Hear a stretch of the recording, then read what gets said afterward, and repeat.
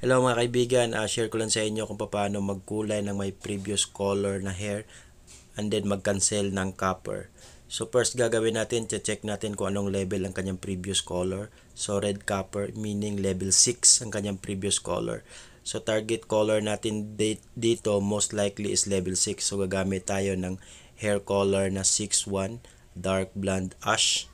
Yung target color natin kasi magbabago tayo ng kulay, cancel natin yung pagiging copper niya. Gagamitin tayo ng matte, dark matte blonde para makancel yung kanyang copper.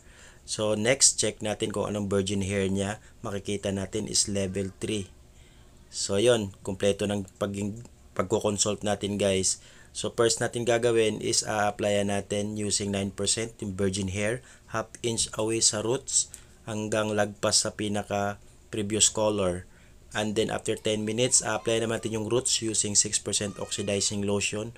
Pagkatapos, yung ends naman ang apply natin. Equal part guys ang ating formula. So leave natin 45 minutes and then wash. So ito na yung result guys. So using 9% oxidizing lotion, na-achieve natin yung level 6 sa virgin hair. And then gamit ang matte, na-cancel natin yung pagiging coppers niya. So ganun lang kasimple guys, mag-formula at mag-consult ng hair color. So sana meron kayo natutunan. Bye!